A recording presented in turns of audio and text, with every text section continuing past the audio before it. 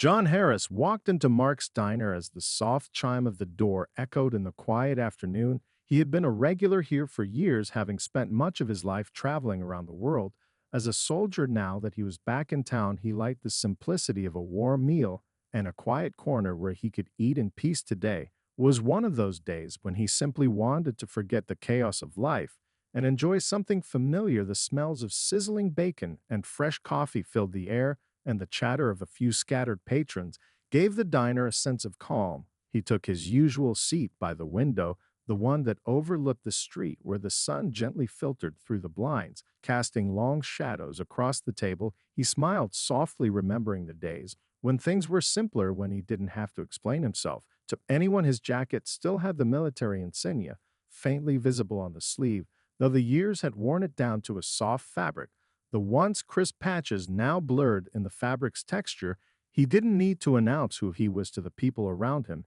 His service had spoken for itself. Over the years, he sat back in the booth with his hands folded on the table, feeling the comfort of a place that had been like a second home. He was used to the stares, the murmurs of curiosity. When people recognized him, he had never minded much, not since he had been home, the memories of war still fresh in his mind.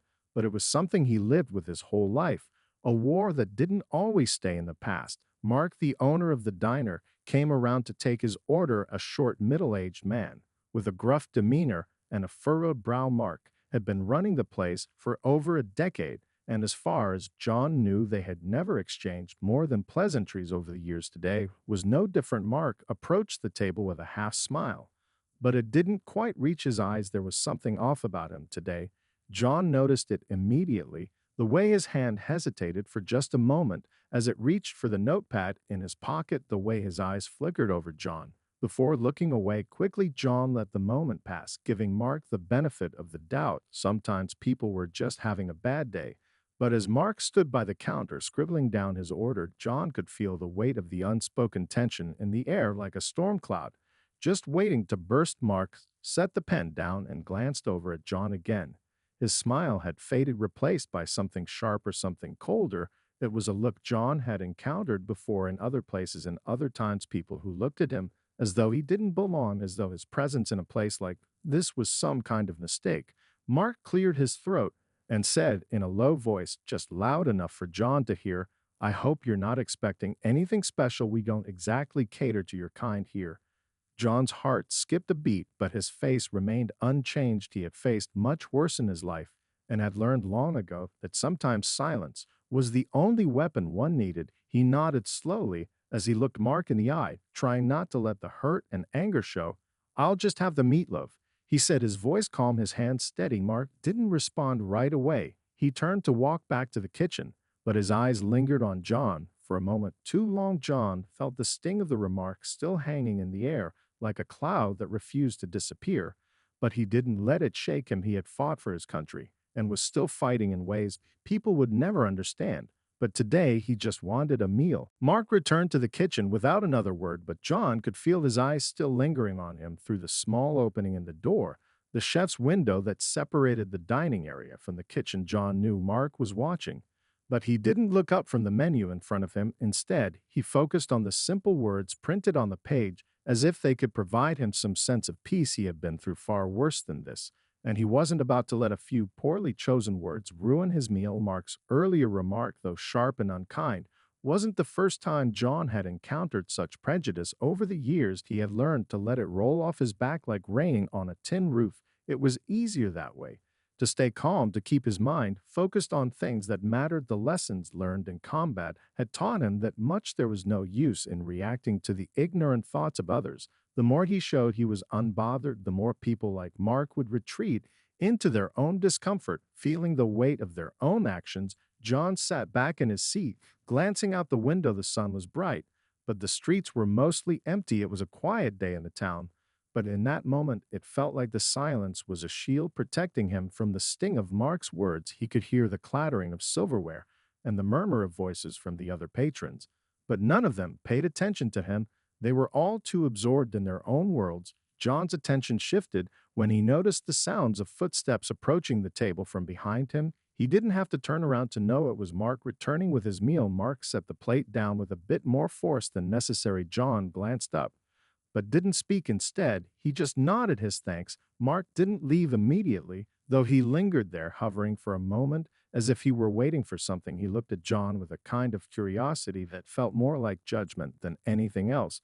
"I didn't catch your name earlier," Mark said, his tone flat, as if the words were meant to be a casual inquiry, but John could hear the underlying tension in them. He knew what was coming. It was always the same John Harris. He replied, keeping his voice steady. "And you served in the war, didn't you?" Mark continued, as though he were conducting an interrogation. John's heart skipped, but he kept his face calm. "Yes, I did," he said simply. Mark raised an eyebrow. "I figured as much. You don't look like one of those guys who served in combat, though." Mark said, his words dripping with condescension. John held his ground, not letting his frustration show. He had heard this before too many times, but the sting was still there. It wasn't about whether he looked the part or not. It was about the assumption that people like him were never capable of greatness, of sacrifice, or honor. Mark continued rambling, but John tuned him out the way he often did when people talked of him, like he wasn't fully human, as though his service didn't matter as much as theirs. But then Mark said something that caught his attention. "A man like you probably hasn't seen much action in the field, have you?" He said, more to himself than to John, his tone dripping with disdain. It was that remark that finally broke through John's calm exterior. It was one thing to question his actions, but to reduce his entire life to a mere stereotype was something he couldn't ignore. "Not anymore." John set down his fork, slowly looking up at Mark, his gaze unwavering. "I've seen more than you could imagine," he said, his voice quiet but firm. The words hung in the air like a challenge. Mark hesitated for a moment before his expression flickered slightly, perhaps realizing the weight of what he had said, but he quickly recovered and turned away without another word. As Mark walked away, John's hand tightened around the edge of his fork, his grip steady but his mind racing. He had been in many situations before where he had to bite his tongue, where he had to endure the ignorance of others just to keep the peace. But something about today felt different. There was an anger building inside him, a frustration he hadn't felt in a long time. The casual dismissal of his service, the assumption that he didn't belong, it all stung in a way that went deeper than it ever had before. Just as he was about to push the plate aside, the bell above the door jingled, and David his son, walked in. John's heart softened at the sight of him. David was everything John had hoped for when he had been overseas: successful, confident, and unapologetically proud of who he was.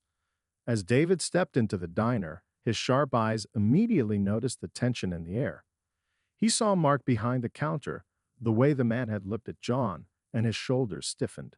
It didn't take long for David to piece together what had been happening. David moved quickly across the diner, his presence commanding attention without him needing to say a word. He walked with purpose, his eyes locked on John, as though they had an unspoken understanding between them. John could see the slight tension in David's jaw, the protective instinct rising within him. David knew his father all too well.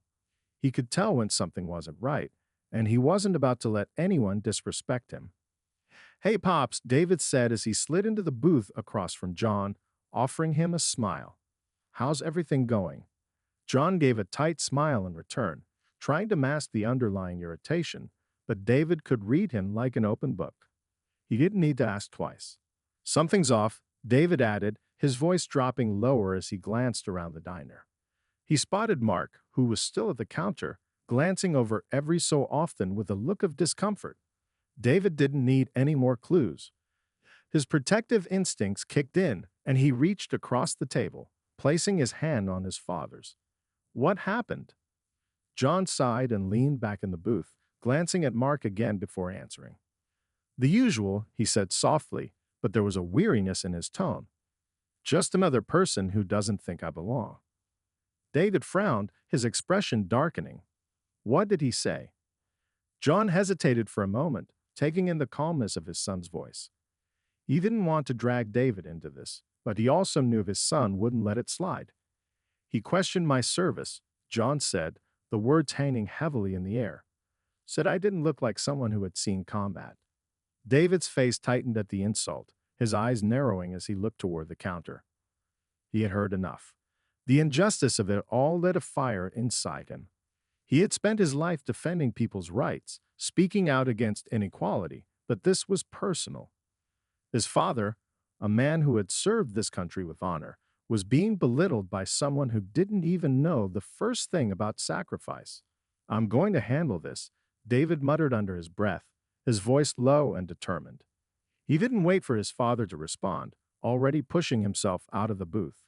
John watched him go, knowing that this wasn't going to end quietly, and he couldn't help but feel a sense of pride in his son. David wasn't the kind of man to stand by and let things slide. David made his way toward the counter where Mark was wiping down the counter with exaggerated motions. Mark looked up at David's approach, a flash of recognition in his eyes before he quickly averted his gaze. David stood there for a moment, gathering his thoughts, then spoke in a voice that was calm but firm. I don't think you know who you're talking to, David began, his voice cutting through the diner's quiet hum. My father has done more for this country than you could ever imagine. And for you to question his service, to belittle him in front of others, it's not just wrong, it's unacceptable. Mark stammered slightly, clearly taken aback. He opened his mouth to protest, but David wasn't done. You just insulted a man who has fought in wars you only read about. David continued, his voice rising slightly. And you have no idea who he really is. I think you owe him more than an apology. Mark's face flushed as he stuttered, but David turned back toward his father, knowing full well that the apology would mean little after everything that had been said. The damage had already been done, but at least now Mark knew who he was really dealing with.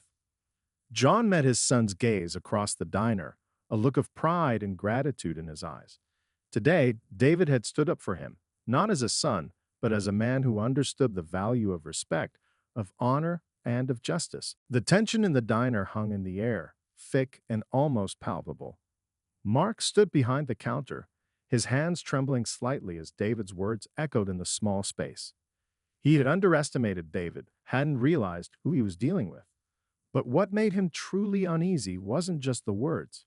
He could see the fire in David's eyes, the certainty that he had crossed a line he shouldn't have. The room, once filled with the clinking of silverware and idle chatter, had fallen silent. Every pair of eyes now turned toward Mark, waiting for his next move.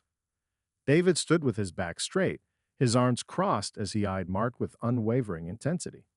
John sat back in his booth, watching the exchange, the calm in his eyes masking the storm inside. He could feel the weight of the moment, the shift that was happening in that very space. David wasn't just defending him now. He was challenging Mark's very understanding of who people like John were. The words David had spoken had struck deep, and they were echoing throughout the diner, even reaching the ears of the other customers who had once ignored the quiet tension. Mark swallowed, his face flushed with embarrassment. He had never been called out like this, not in his own diner, not in his own town. His pride, his sense of control over the small corner of the world he had built, was unraveling. His gaze flickered briefly to the few customers left in the diner, most of whom were now watching with interest, their eyes filled with judgment. Well, I didn't mean it like that, Mark muttered, trying to regain some composure. His voice was weak, lacking the confidence it once had. I was just making conversation, didn't think. You didn't think? That's the problem. David interjected sharply, his voice louder now, his frustration rising. You made assumptions based on your own ignorance, your own prejudice. And that's not okay. You can't just talk to people like that and think there won't be consequences. Mark opened his mouth to respond, but the words stuck in his throat. The more David spoke, the more he realized just how far he had gone in his judgment. He wasn't facing just any customer. He was facing the son of a man who had served this country with honor, a man who had endured things Mark couldn't begin to understand. And now he had no way of taking back what he had said. David wasn't done. You've disrespected my father, and you've disrespected everyone who has ever fought for this country. You've reduced a lifetime of sacrifice to a cheap stereotype, and that's something you can't apologize for just by saying you didn't mean it. He paused for a moment, his eyes cold. Your apology doesn't mean anything unless you truly understand the weight of what you've said. The silence in the diner stretched, broken only by the faint hum of the refrigerator and the clinking of a coffee cup on the counter. Mark's face turned redder, his hands now gripping the edge of the counter in an attempt to steady himself. The other patrons remained quiet, watching the unfolding scene, some with discomfort, others with quiet approval. John finally spoke, his voice calm, but carrying a weight of authority. David's right. It's not just about words, it's about respect. And respect isn't something you can give or take based on someone's skin color or their history. He paused, allowing his words to sink in. My son has every right to stand up for me, and for you to belittle his service or mine is something I won't stand for. Mark's eyes shifted between father and son, the realization of his mistake settling in. He could feel the cold weight of his actions now, the embarrassment pressing in from all sides. The diner, his space, no longer felt like a place of comfort. It had become a battleground where his own ignorance had been exposed. And the price of that ignorance was clear. It was costing him the respect of the very community he had once thought he controlled. The room was quiet, but the tension was beginning to dissipate. It wasn't over yet, but the battle for respect had shifted. Mark knew, deep down, that he couldn't easily undo the damage he had caused. His diner, once a place he could control, was now a place of reckoning. David stood tall, his chest rising and falling as he let the silence speak for itself. I'm done here, he said, his voice softer now, but still carrying the weight of his conviction. He turned toward his father, giving him a brief nod of approval before heading toward the door. John watched his son walk away, pride swelling in his chest. David had stood up for him, not out of anger, but out of a deep sense of justice. As David exited the diner, the murmurs from the other patrons started, whispers of approval, of support, as they processed what had just happened. Mark stood frozen behind the counter, his face still flushed with shame. The damage had been done, and he knew it would take far more than an apology to fix it. As David walked out of the diner, John sat quietly in his booth, absorbing the weight of everything that had just transpired. His son's words had been sharp and filled with truth, but they weren't just meant for Mark. They were meant for anyone who had ever underestimated him. For years, John had learned to keep his emotions in check, to swallow the indignities that came his way without raising his voice. But seeing David stand up for him, seeing the fire in his son's eyes as he defended him, stirred something deep inside John. For the first time in a long while, he felt a sense of pride that wasn't just rooted in his own past as a soldier, but in the strength of his family, his son's willingness to protect him. Mark didn't immediately come over to apologize. In fact, it felt like hours before he finally made his way to John's booth, his steps slow and hesitant, as if he wasn't entirely sure how to face the consequences of his actions. When he reached the table, Mark stopped a few feet away, looking almost embarrassed. He fidgeted with his hands, clearly unsure of what to say next. John met his gaze, his face calm but his eyes steady. He wasn't going to make it easy for Mark, but he also wasn't going to escalate the situation any further. Mark had crossed a line, but John didn't feel the need to humiliate him. His son had already done enough of that with just a few well-chosen words. After a long pause, Mark cleared his throat. I just wanted to say I'm sorry, John. I didn't mean it. You know, what I said. His voice was quiet, and there was a trace of genuine regret in his tone, but it was hard to tell if he truly understood the gravity of what he had done. John didn't rush to respond. He simply nodded slowly, his expression unreadable. He had heard apologies like this before, apologies from people who only said they were sorry because they had been caught. But John wasn't interested in empty words. He wanted more than that. You didn't just insult me, John said, his voice calm but firm. You insulted my service, my brothers and sisters who fought alongside me, and you insulted everyone who's ever put on a uniform for this country. He paused, letting the weight of his words sink in. That's not something you can just brush off with a quick apology. Mark shifted uncomfortably, his gaze dropping to the floor. I didn't know, he muttered almost too softly to hear. I didn't know what you'd been through. I didn't mean to disrespect you or your service. I just thought, well, I thought you were different. John's brow furrowed slightly at the insinuation. Different. He repeated, a trace of disbelief in his voice. What does that even mean? Mark hesitated, then shrugged, clearly regretting the words as soon as they left his mouth. I don't know. You just didn't look like someone who'd been through war. I guess I just assumed. John let out a small sigh, his shoulders sagging slightly. He had been expecting something like this. People making assumptions based on appearances. It wasn't the first time he'd heard it, and sadly, it probably wouldn't be the last. But that didn't make it any easier to hear. He looked up at Mark again, his gaze steady. I don't look the part, huh? John said, his voice softer now, tinged with both weariness and wisdom. That's the problem, isn't it? People like you don't think a guy like me could have seen combat because I don't fit the stereotype you've got in your head. But the truth is, war doesn't care about how you look. It doesn't care if you're black or white, or if you've got a clean cut appearance or a rugged face. What matters is what you're willing to give up, what you're willing to endure. Mark didn't respond immediately. He stood there processing John's words, his eyes flickering with something that looked like shame, mixed with an attempted understanding. I'll do better, Mark said finally, his voice quieter than before. I won't make assumptions again. I promise. John nodded, accepting the apology for what it was, an attempt to make amends, even if it wasn't perfect. I hope so, he said simply, because that kind of thinking doesn't just hurt people like me. It hurts everyone, and we've all got to do better. Mark stood there for a moment longer, then nodded slowly, his face still red, but his shoulders less tense.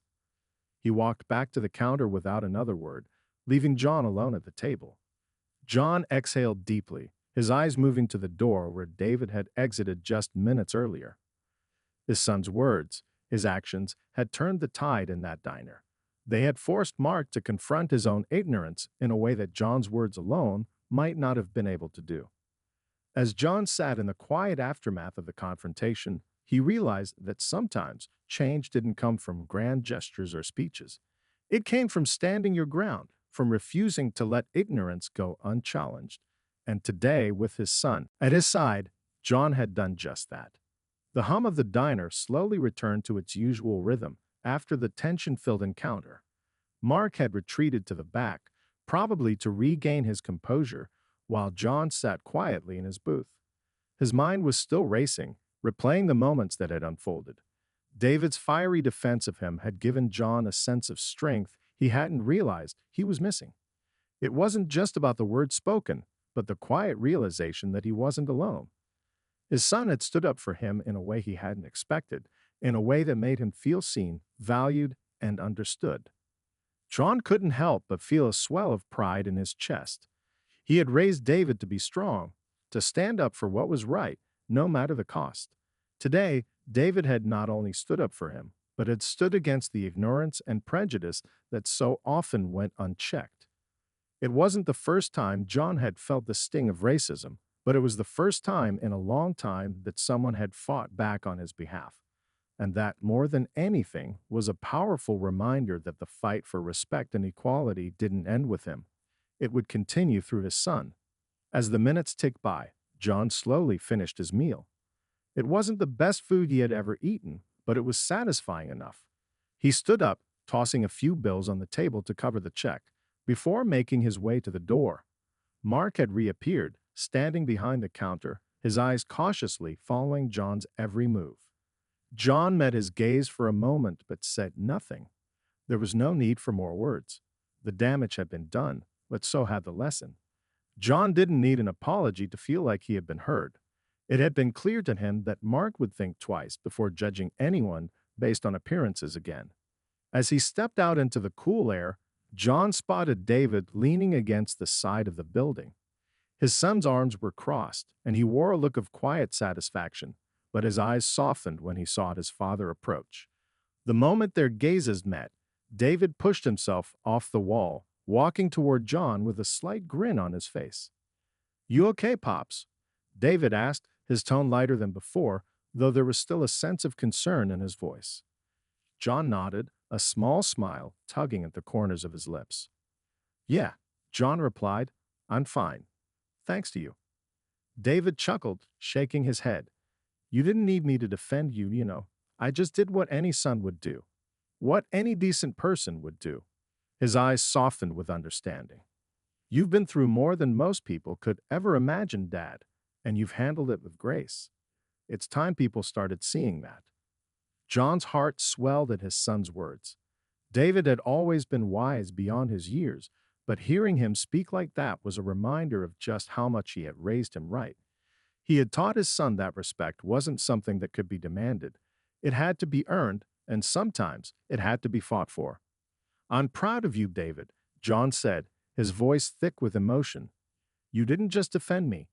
You stood up for everyone who's been underestimated, who's been judged by their appearance or their background. You gave me hope. David smiled, his expression softening as he put a hand on his father's shoulder. I'm proud of you too, Dad. You've shown me what it means to never back down, and that's the kind of lesson I'll carry with me forever. John couldn't help but feel a surge of gratitude for the life he had built. The sacrifices he had made, the struggles he had faced, were all worth it when he saw the man his son had become. David's actions today were a testament to everything John had fought for, everything he had tried to teach him. It wasn't just about fighting for freedom on foreign soil. It was about fighting for dignity, respect, and equality in every corner of life. As they stood there together, the sun beginning to set behind them, John realized that, while the world would always be full of challenges and prejudices, as long as he and David had each other, they would face those challenges head on. Together, they were stronger than any obstacle life could throw their way. Days passed, but the ripple effect of that moment in the diner didn't fade. Word spread quickly through the small town about the confrontation between Mark and David. The once quiet, inconspicuous diner became a focal point of conversation, but it wasn't just the drama that people talked about. It was the message, the unspoken truth that had emerged from the tension. For weeks after, when John went into town, he noticed a shift. People who once barely acknowledged him began offering nods of recognition, small gestures that spoke volumes. Even the mailman, who had never said more than a polite hello, now waved when he passed. It wasn't as though things had magically changed overnight, but the atmosphere felt different, more aware. John felt a sense of cautious optimism as he moved through his daily life. He had always known that change took time, but seeing the seeds of it being planted felt like a victory in itself. Mark, on the other hand, seemed to retreat further into himself. He hadn't apologized directly to David, but it was clear he was uncomfortable whenever he crossed paths with either father or son. He no longer made any attempts at small talk, and when John came in for a meal, Mark barely looked up from his work. In a way, it was clear that the confrontation had left a permanent mark on him, but whether that would lead to any lasting change was still uncertain. One afternoon, as John sat on the front porch of his house, sipping coffee and watching the world go by, his phone buzzed. It was a text from David. Asterisk, Dad, can we talk? I think we need to go back to that diner. Asterisk. John raised an eyebrow, curious but not surprised. It had been a few weeks since the incident, and though things had cooled off, David had never been one to shy away from confronting uncomfortable truths. John quickly typed a response. Asterisk, I'm guessing this has to do with Mark, asterisk. David's reply came swiftly. Asterisk, yeah, I think it's time we clear the air. I don't want to leave things hanging. Asterisk. John put down his coffee and stood, stretching. It seemed like this was something David needed to do, and if his son thought it was important, then it was important. He grabbed his jacket and locked the door behind him. When he arrived at the diner, the familiar chime of the doorbell greeted him, though it felt different this time. The atmosphere was still a little tense, but there was an air of curiosity now. A few patrons were seated at tables, sipping coffee or chatting over lunch, but they fell quiet as soon as they saw John walk in. He spotted Mark immediately behind the counter, his back slightly hunched as he focused on wiping down the counter. He didn't look up when John entered. David was already sitting at a booth waiting. His posture was calm, but his eyes betrayed his thoughts. They were intense, determined, and just a little anxious. When he saw his father walk in, he gave him a slight nod, acknowledging that this was the moment they had both been waiting for. John made his way over to the booth, sliding into the seat across from his son. "You ready?" he asked quietly, watching David closely. David met his gaze, his jaw set with resolve. "Yeah, it's time to do this. I can't let it go without having one last conversation with him. I think we both deserve that, Dad." John nodded. "You're right." He gave David a small, approving smile. "Lead the way." David stood up, and together they made their way toward the counter.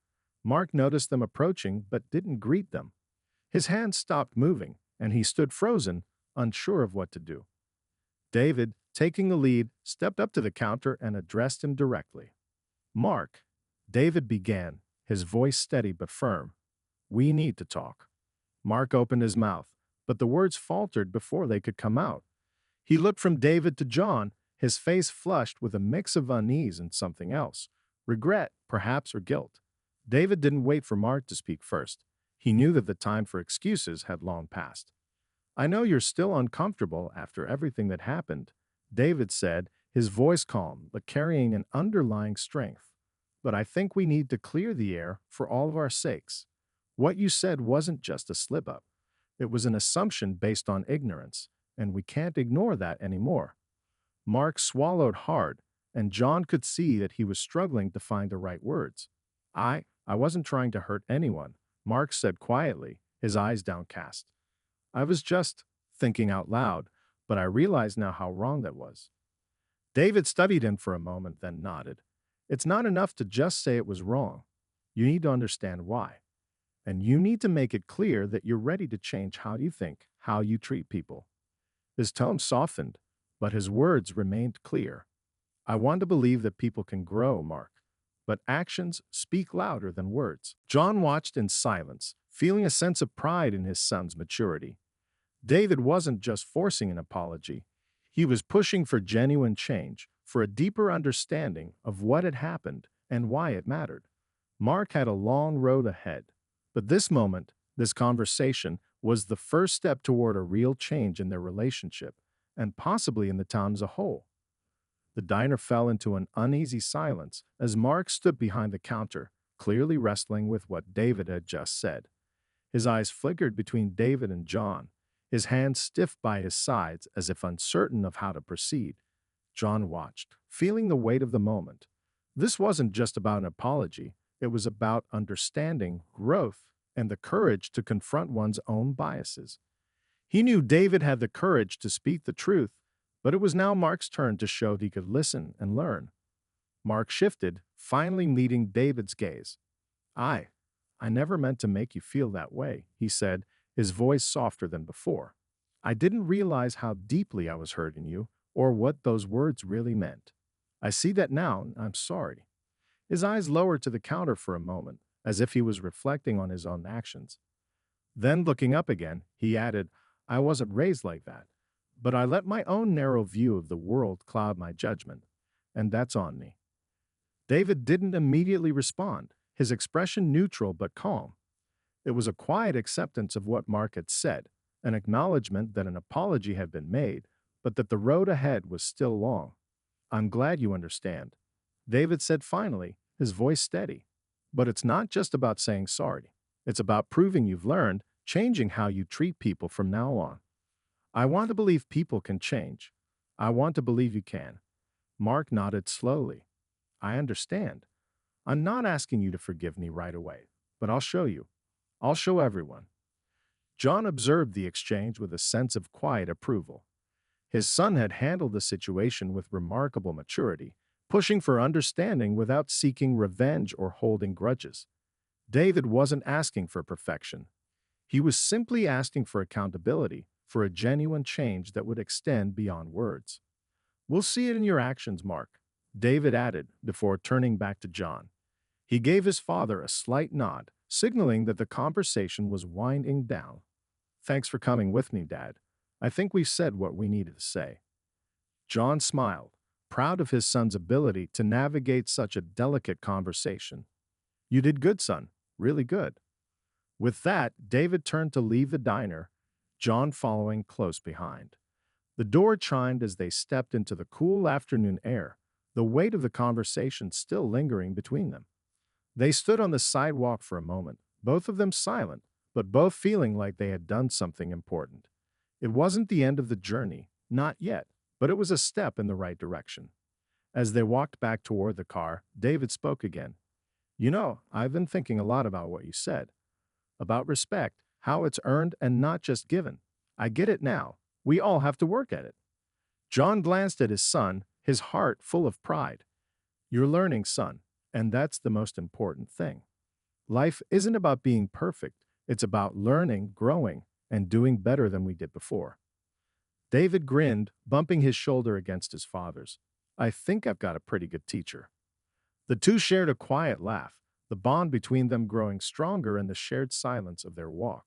As father and son, they had both come to realize that the battle for respect and understanding was ongoing, but it was one worth fighting. And it wasn't just about defending each other in moments of conflict. It was about standing up for what was right, no matter the cost, and encouraging others to do the same. As they reached the car, David paused, looking back at the diner. Mark was still inside, but now there was a glimmer of hope, a sense that maybe, just maybe, this small town was beginning to change. It was a long road ahead, but they had taken a significant first step. John put his hand on David's shoulder as they got into the car. One step at a time, son. One step at a time. And as they drove off, the sun dipped low in the sky, casting a golden glow over the town, a reminder that change, though slow, could still come. The road to understanding and equality was long, but with courage, respect, and the willingness to speak the truth, anything was possible.